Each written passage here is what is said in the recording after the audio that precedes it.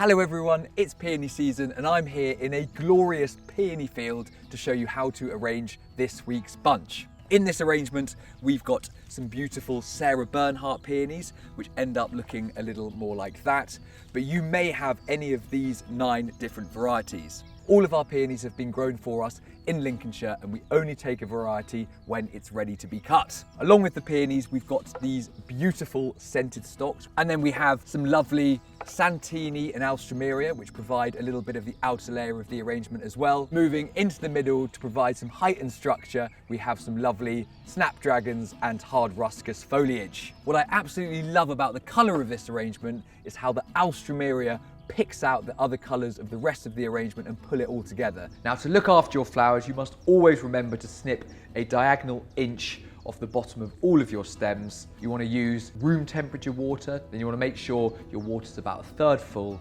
and use your Freddy's Flower Food. Now, a couple of little extra nuggets of flower care with peonies.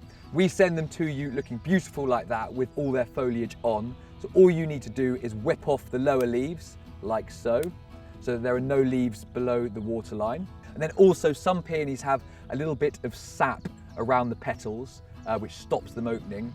To get rid of that, you can dip them in warm water for a few seconds and then take them out, and then give them a little bit of a tap on the table, and that just kind of helps start to open them up a little bit.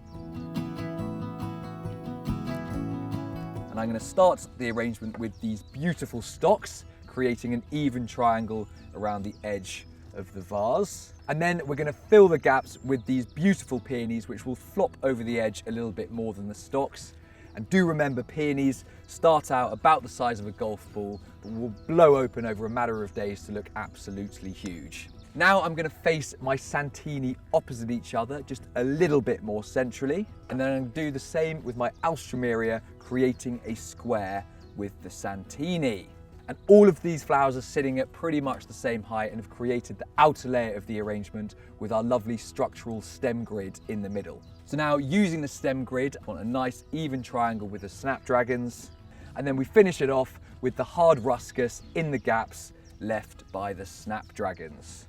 And there we go, it is absolutely beautiful. So I hope you've enjoyed a very calming 10 minutes of arranging, and see you next time.